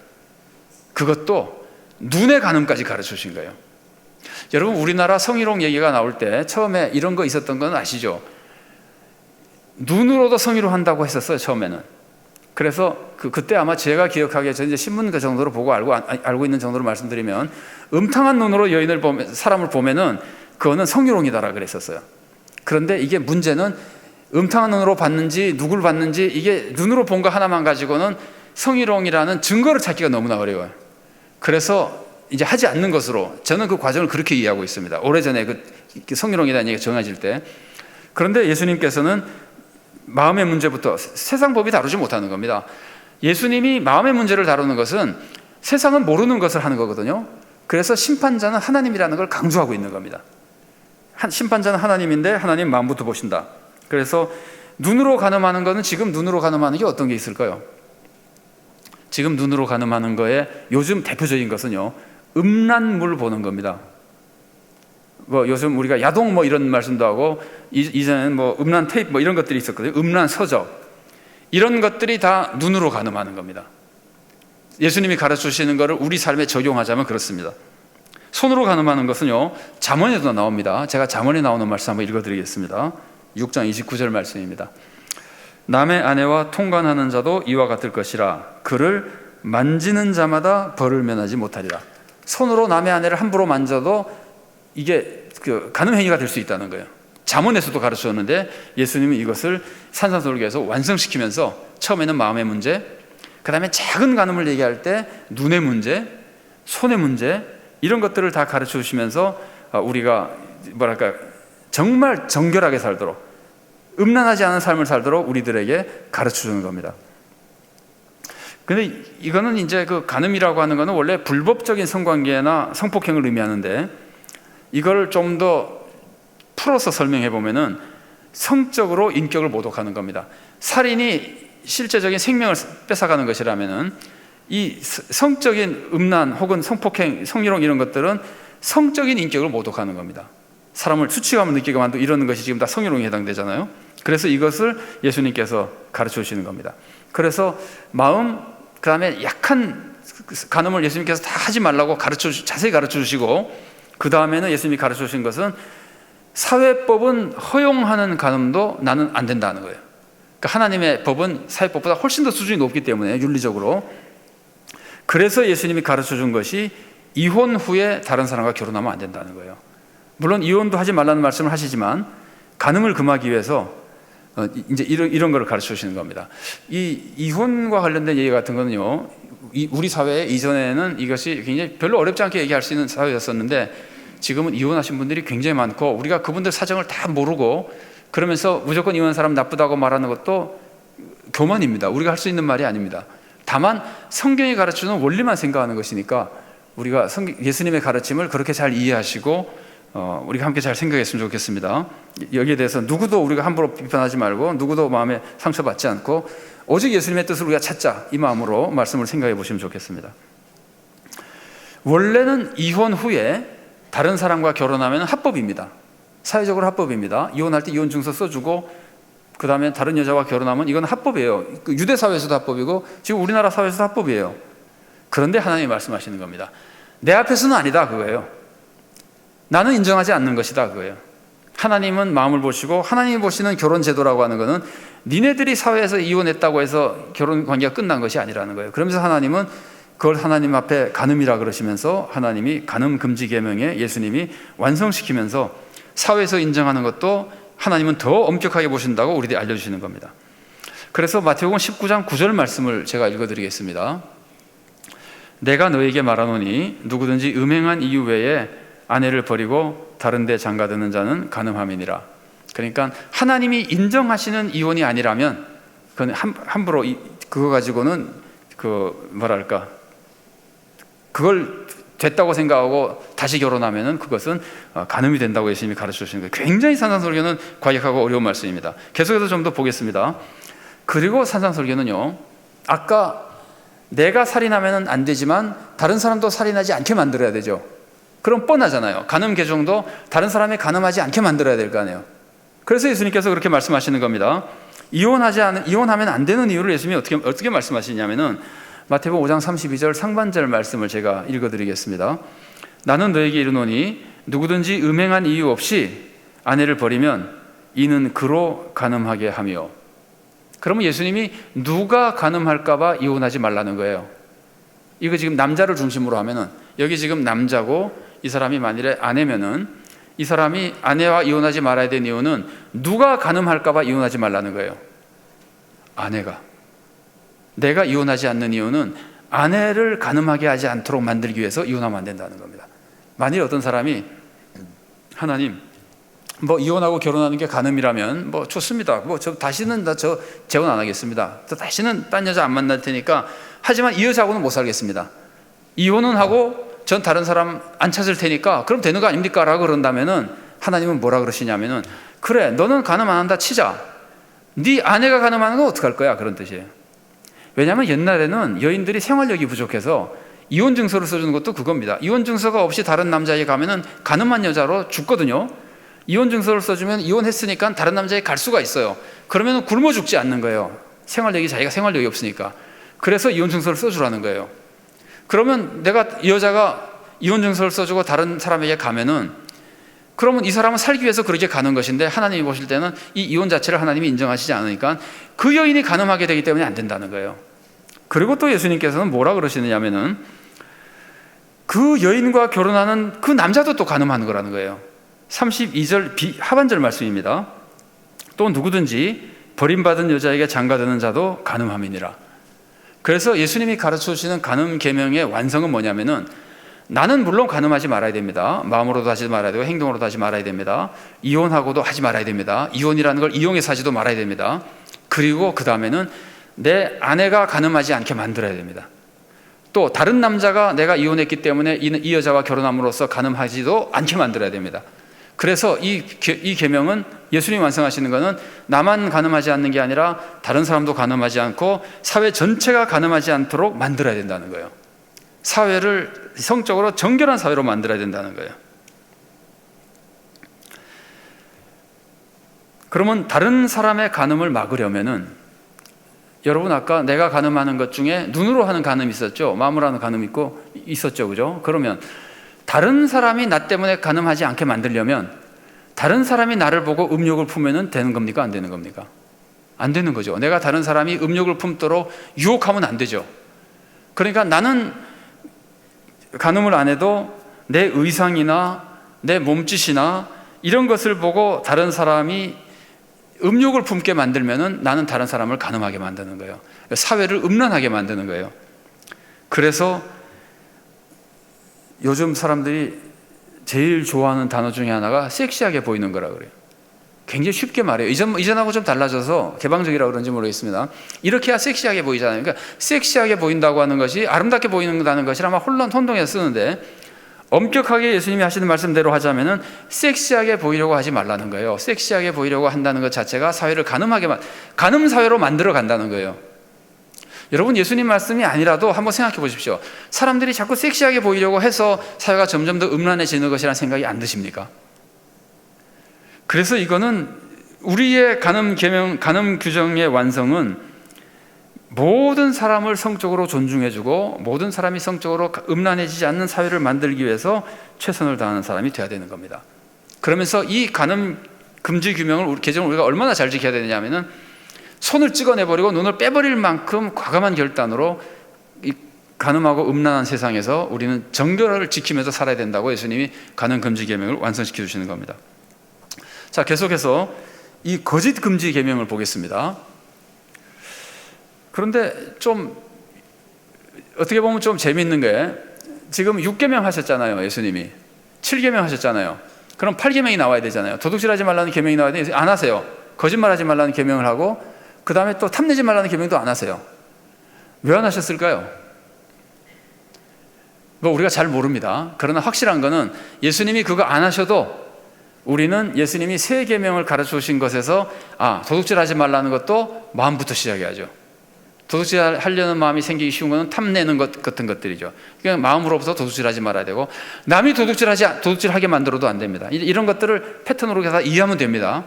그게 한 가지 이유인 것 같고 그 다음에 또 하나는 나중에 보면은 이웃을 사랑하고 달라는 대로 주고 막 이런 말씀 나오죠. 달라는 대로 주는 것이 도둑질하지 말라는 계명을 완성시키는 모습 같지 않아요?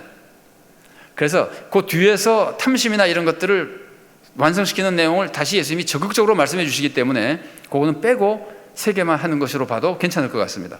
어쨌든 거짓 금지 계명을 보겠습니다. 거짓 금지 계명은 뭐로 시작할까요? 물어보나 마나죠. 마음으로 시작합니다. 그런데 거짓 금지 계명을 말씀하실 때 예수님이 처음 말씀하시는 것은 옛사람은 거짓 맹세를 하지 말고 맹세를 하면 지키라 그랬지만 나는 너에게 이르노니 맹세하지 말라. 왜 마음 얘기를 하지 않고 맹세하지 말라는 얘기를 하셨을까요? 맹세하지 않는 것이 거짓말하지 않는 마음과 직결되어 있기 때문에 그렇습니다. 제가 예를 좀 들어보겠습니다. 여러분, 내가 만일에 맹세를 한다면 내가 말할 때마다 맹세합니까? 어쩌다 한 번씩 합니까? 어쩌다 한 번씩 하죠. 예를 들어서 뭐 약속을 하면은 너 언제 나와? 그러면은 그래 나갈게. 보통 뭐 그래 갈게요. 저 가겠습니다. 뭐 이 정도로 하지 죽어도 가겠습니다. 뭐 안 그러죠 보통. 그런데 어떤 상황이 돼가지고 부득이 하늘이 두 쪽 나도 가겠습니다. 뭐 이런 식으로 말하는 경우 있죠. 이게 맹세 형태거든요. 그런데 보세요. 아니면 뭐 진짜 맹세. 하나님 앞에서 내가 목숨을 걸고 맹세합니다. 반드시 가겠습니다. 이런 맹세하는 거죠. 근데 우리가 그런 식의 말은 거의 안 하죠. 그런데 이런 맹세 형태의 말을 한다면 맹세를 했을 때와 맹세를 하지 않았을 때가 지키려고 하는 마음이 똑같을까요? 좀 다를까요? 다르죠. 다르다고 하는 것은 맹세하지 않았을 때는 거짓말할 마음이 있다는 뜻이에요. 그러니까 맹세하는 사람은 어딘가에서 맹세하는 사람은 저 사람은 평소에 거짓말할 마음을 가지고 말하는 사람이에요. 좀 극단적으로 말하면 맹세할 때는 거짓말을 아주 안 하려고 그러는 마음이고 맹세하지 않을 때는 뭐 정 급하면 할 마음이고 예수님은 맹세라는 게 있는 게 잘못됐다는 거예요. 그래서 일종의 맹세가 없는 삶을 살아라는 뜻이기도 하고 거짓말할 마음이 전혀 없는 삶을 살아라는 뜻이 되기도 하는 겁니다. 또 실제로 맹세를 하면은 맹세하는 사람은요 그 전에 진실하게 살지 않았다는 증거가 되는 겁니다. 여러분 이런 말 들어보셨습니까? 너 이번에는 꼭 나와야 돼 라는 말 들어보셨습니까? 너 이번에는 약속 꼭 지켜야 돼 라는 말씀 들어보셨습니까? 그런 말씀을 들어보셨으면 그 전에 지킨 거예요? 안 지킨 거예요? 안 지킨 거잖아요. 그러니까 누군가가 나에게 맹세를 요구하면은 나는 거짓말하는 삶을 살았다는 뜻이 되는 거예요. 맹세는 맹세하지 않을 때와 좀 다르거든요, 입장이. 그래서 그 맹세가 없는 것이 참 진실한 사회입니다. 우리 사회에 맹세가 많이 있죠. 법정에 가면은 꼭 뭐 이렇게 선서하고 그러죠, 그죠? 그러면은 사회에 맹세 제도가 있는 것 자체가 사회가 진실하지 않다는 뜻입니다. 그러니까 예수님이 원하시는 진짜 우리 삶의 모습은 나부터 거짓말하지 않는 사람이어야 되고 내 마음에 거짓말할 마음이 없어야 되고 우리 사회가 맹세가 없는 사회가 돼야 된다는 거예요. 그러니까 우리는 그러니까 아까 전에도 말씀드렸지만은 산상설교는 사회법으로 만들면 안 된다 그랬죠, 그죠? 산상설교의 성격은 우리가 목표할 목표이기 때문에 법으로 만들면 사회가 무너져 버립니다. 그러니까 맹세하지 말라는 법으로 만들면 안 됩니다. 근데 우리 삶은 맹세가 없는 삶을 살아야 된다는 걸 목표로 살아야 된다는 겁니다. 진실하게. 근데 당시 사람들이 얼마나 엉터리였냐면요. 맹세를 얼마나 엉터리로 했냐면은 맹세를 하는, 그러니까 무엇으로 맹세했느냐에 따라서 중요성이 달라졌습니다. 자, 제가 마태복음 23장 16절 말씀 읽어드리겠습니다. 화 있을진저 눈먼 인도자여, 너희가 말하되 누구든지 성전으로 맹세하면 아무 일 없거니와 성전에 금으로 맹세하면 지킬지라 하는도다. 이게 지금 그 당시 바리새인과 서기관들이 한 짓이 이게 말이 됩니까? 성전으로 맹세하면 안 지켜도 되고 성전에 금으로 맹세하면 지켜야 되고, 맹세 자체만으로도 이렇게 구별하고 있는 사람이니 뭐 맹세 안 하면 얼마나 안 지키겠어요. 그러니까 예수님이 그걸 꾸짖는 겁니다. 무슨 말을 하든 반드시 지킬 마음으로 살아가는 사람이 되라, 이런 뜻으로 예수님이 맹세하지 말라 그러시는 겁니다. 그 다음에 작은 거짓도 금해야 되죠. 작은 거짓도 금하는 것도 맹세하지 말라는 말씀에 들어 있습니다. 우리가 맹세하지 말아야 될 이유는 마음부터 정직해야 되지만 또 하나는 내가 지킬 힘이 없기 때문에 맹세하지 못하는 거예요. 자, 마태복음 5장 36절을 읽어드리겠습니다. 맹세하지 말라 그러시면서 내 머리로도 하지 말라, 이는 내가 한토록도 희고 검게 할 수 없음이라. 우리가 맹세해 봐야 우리는 지킬 능력이 없습니다. 그래서 우리가 정말 거짓말하지 않으려면 말을 조심해야 되는 거예요. 나는 거짓말할 마음이 없이 말을 해도 능력이 없어서 그걸 지키지 못하는 경우가 있어요. 언젠가 라디오에서 대담을 들었는데요. 이게 뭐 청취자하고 사회자하고 진행자하고 얘기를 하는데 청취자가 이런 얘기를 하더라고요. 내가 우리 애들이랑 그동안에 약속을 못 지켜서 이번 토요일 날은 꼭 약속을 지켜야 되겠다 그래요. 그래서 제가 라디오를 들으면서 어머니가 무슨 애랑 약속하고 안 지켰을까, 참 이상하다라고 생각했거든요. 근데 이해가 돼요. 그 다음 말을 들어보니까. 그 다음 내용이 뭐냐면은 스케이트를 타러 가기로 했는데 날씨가 따뜻해서 얼음이 안 오는 거예요. 그럼 자기 엄마가 이번 토요일 날은 꼭 스케이트 타러 가자, 엄마가 꼭 데리고 갈게 그랬는데 무슨 수로 스케이트 타러 갑니까? 이거 지금 좀 오래전 얘기입니다. 아이스링크가 아니라 이런데 막 얼음 언제 이제 가서 찾아서 스케이트 탈 때 얼음이 안 오는데 어떻게 스케이트 타러 갑니까? 그러니까 이럴 때 맹세하면 저절로 거짓말이 되는 거예요. 자기 능력이 부족해서. 그러니까 얼마나 거짓말을 하지 않게 해서 조심해야 되냐면은 말 한마디를 조심할 정도로 항상 거짓말하지 않도록 나는 정직한 사람이 되도록 조심해야 된다는 거예요. 그래서 예수님이 말씀하시는 겁니다. 5장 37절입니다. 오직 너희 말은 옳다 옳다 아니라 아니라 하라. 이에서 지나는 것은 악으로부터 나느니라. 함부로 네 말 마음대로 하면은 거짓말하기 쉽다.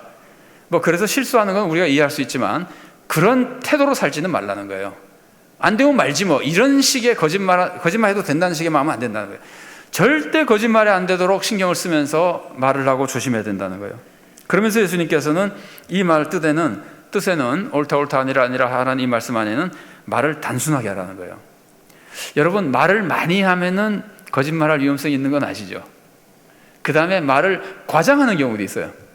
하다 보면 자기 목표를 위해서 조금 과장하는 경우가 있어요.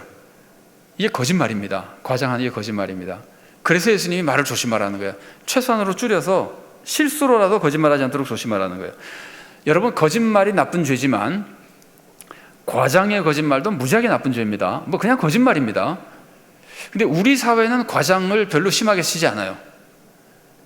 그래서 전에 이런 일이 있었습니다. 제가 좀 오래전에, 요새는 확실하게 모르지만 기사에 나서 제가 기억이 나는데, 아파트에서 광고를 하면서 어느 역에서 우리 아파트까지 뭐 5분 거리입니다. 그런데 실제로 한 20분 거리쯤 됐는가 봐요. 그런데 이제 이 사람이 속았다 그래가지고 고발을 했는데 재판부에서 뭐 그 정도 가지고 그러냐, 무죄, 네가 확인할 책임이 있다, 그 정도 과장을 가지고 벌할 정도는 아니다, 이런 식으로 판단을 내렸어요. 이게 사회인 것 같아요. 사회법은 뭐 그런지 잘 모르겠습니다. 그러나 예수님은 그러지 말라는 겁니다. 과장도 죄입니다. 과장이 얼마나 무서운 죄냐면요, 아나니아와 삽비라가 죽었죠. 벌 받아서 죽었죠. 아나니아와 삽비라가 왜 죽었습니까? 하나님께 거짓말해서 죽었죠. 아나니아와 삽비라가 없는 걸 있다 그랬습니까? 있는 걸 조금 더 크게 말했습니까? 아나니아와 삽비라는 헌금했잖아요. 땅 팔아서 헌금했으니까 얼마나 많이 했겠어요. 그런데 그것보다 더 많이 한 척했잖아요. 이 아나니아와 삽비라의 거짓말이 대표적인 과장 거짓말이에요. 그런데 하나님은 과장된 거짓말을 감히 하나님께 했다고 해서, 뭐 물론 안 죽일 때도 있지만 이때는 그 교회를 아마 지도하기 위해서 필요해서 그런지 몰라도 그냥 죽게 만드신 거죠. 벌하셔서 죽여버리신 겁니다.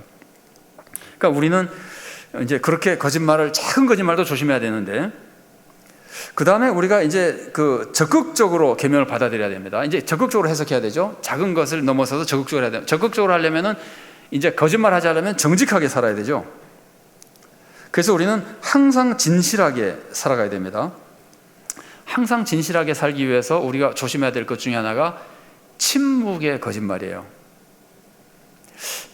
여러분 이런 생각 해보셨어요? 이스라엘 백성이 가나안 정탐한 후에 60만 명이 다 돌아가자 그래가지고 이 사람들이 다 죽잖아요. 여호수아와 갈렙 외에는, 모세와 아론은 다른 이유로 죽지만 이제 뭐라 그럴까, 성인 아닌 사람들하고 새로 태어난 사람만 들어가잖아요. 그런데 혹시 60만 명 중에 애굽으로 돌아가자는 거를 줄기차게 막 앞장서서 외치지 않고 그냥 하는 꼴 좀 보자 하고 가만히 있은 사람은 없었을까요? 60만 명 중에 침묵한 사람, 그냥 되는 대로 따라간 사람 없었을까요? 뭐 잘 모르겠습니다. 그런데 진실을 얘기해야 될 때 침묵하면 거짓말과 똑같은 겁니다. 거짓말에 동참하는 겁니다. 그런 것까지, 예를 들면은 나는 거짓말 안 해도 남이 거짓말하면은 그것을, 그 유익을 같이 얻어먹으려는 사람이 있잖아요. 그러니까 다 같이 나쁜 짓을 했는데, 학생들, 어린애들 이제 그럴 수가 있어요. 단체로 나쁜 짓을 했는데 이제 적발돼 가지고 막 야단 맞으니까 한 애가 나가서 거짓말로 와 우리 이래서 한 겁니다 그러면은 아 그래 그럼 내가 봐주지. 그럴 때 나쁜 짓 했으면서도 침묵으로 그냥 거짓말에 동조해서 위기를 모면하면은 이게 침묵의 거짓말이에요. 그러니까 그러니까 말하자면 정말 정직하게 좀 살라는 거예요. 예수님의 말씀 한마디로 말하면은. 선의의 거짓말은 어떻습니까? 선의의 거짓말은 성경에 한 사람들이 나옵니다. 라합이라든가 애굽 있던 그 히브리 산파라든가 이런 사람들은 거짓말하고 복을 받았습니다. 그래서 우리는 쉽게 선의의 거짓말을 해도 된다고 말하기가 쉬운데, 선의의 거짓말을 해도 된다고 말하는 것은 굉장히 위험합니다. 하나님이 판단해서 거짓말을 했는데 하나님이 그 마음을 보시고 판단해서 뭐 용서해 주기도 하고, 그 거짓말 때문이 아니라 하나님을 믿은 그 마음 때문에 복을 내려주기도 하시지만, 우리가 함부로, 아까 산상설교가 그랬죠. 율법을 버리라고 가르치는 사람은 천국에서 볼 때 제일 나쁜 사람이라 그랬죠. 아까 소개해드렸잖아요. 그런 것처럼 우리가 거짓말을 해도 된다고, 선의의 거짓말이면 해도 된다고 함부로 말하면 얼마나 위험하냐면요, 선의의 거짓말이라고 하는데 선인지 아닌지 누가 판단합니까? 선이라고 하는 것 자체를 내가 임의로 판단하는 거예요. 자기인데 좋으면 선이에요. 그러니까 선의의 거짓말을 해도 된다고 말하면요, 사람들은 다 자기 이권을 위해서 거짓말할 위험성이 커집니다. 그리고 정말 선의만을 위해서 거짓말을 한다 하더라도 선의의 거짓말을 자꾸 하면 어떻게 되냐면요, 그 다음부터는 그 사람 말 안 믿습니다. 선의의 거짓말이라도 안 믿습니다. 제가 다른 노회에 있을 때 제 제자 목사님 한 분이 저희한테 전화를 했어요. 목사님, 우리 노회에서 무슨 교육 프로그램인데 와서 강의 좀 해주십시오 그러더라고요. 교회 일이 바쁘니까 별로 안 가고 싶죠. 그런데 와서 해달라 그러는데 하면서 하는 말이 다들 목사님 강의 듣고 싶어 합니다. 그래서 정말인 줄 알았어요. 그래서 이제 갔죠.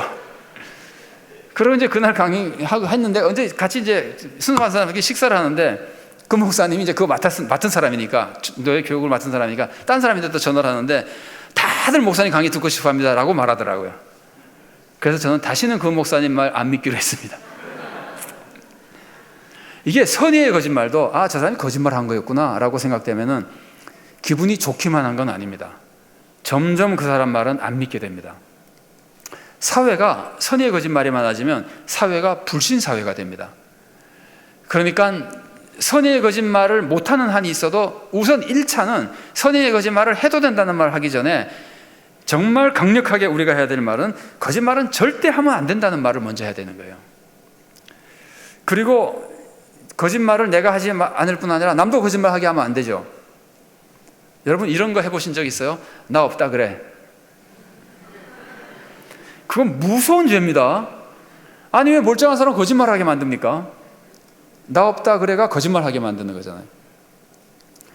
뭐 대리 출석해주고 이러는 거, 그거 거짓말하게 만드는 거예요. 남이 내 뜻도 모르고 자기가 나 몰래 대리 출석 대답을 했으면은 나는 어쩔 수 없는 거지만 모르니까 내가 찾아가서 대리 출석 해달라 그러면 안 돼요.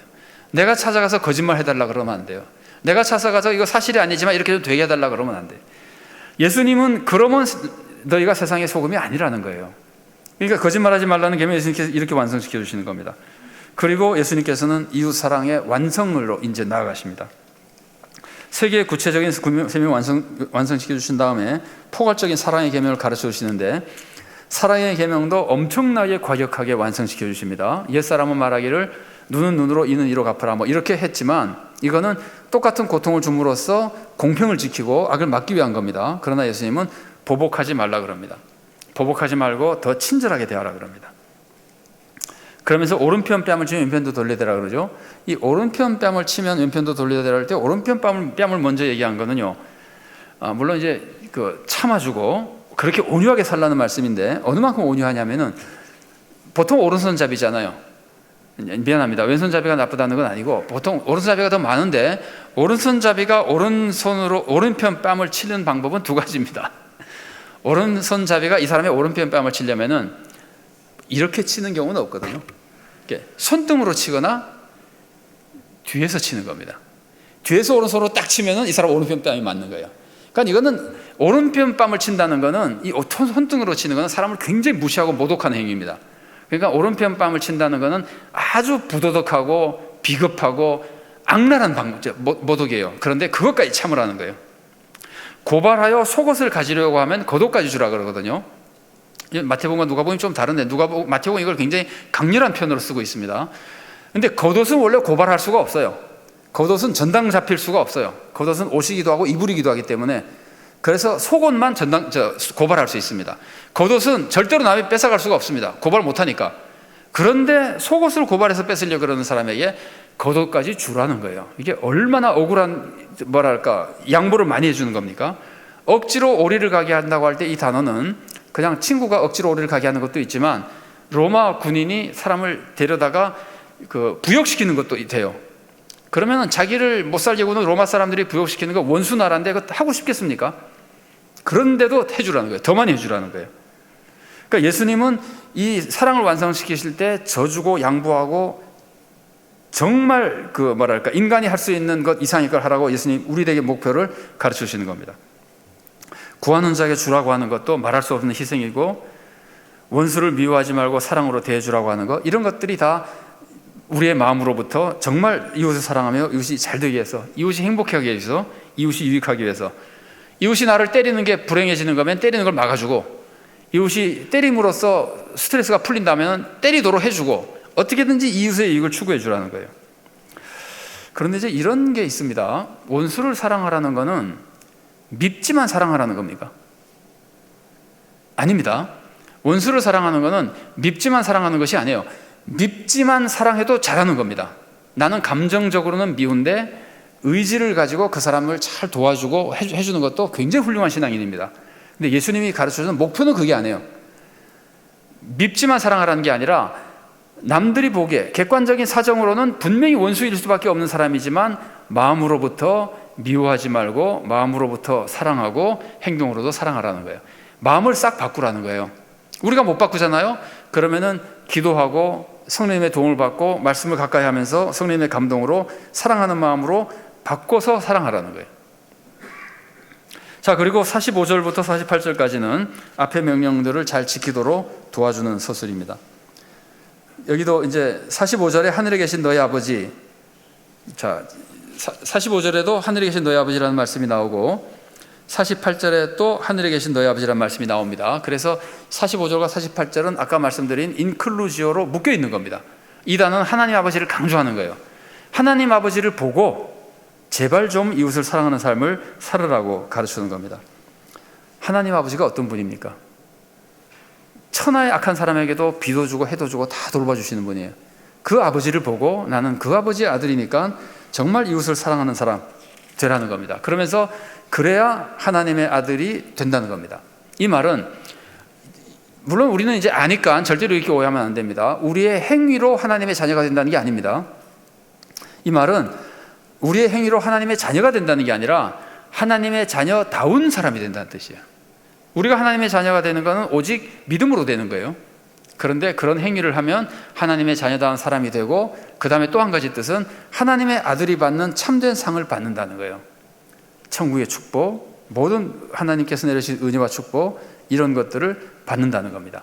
그러면서 얼마나 무서운 말씀으로 끝나냐면은 하나님처럼 완전해지라고 말씀하시는 거예요. 우리 그렇게 못합니다. 그러나 우리가 이 말씀을 사모할 때 성령님의 감동 속에 그나마 점점 나아질 수 있는 겁니다.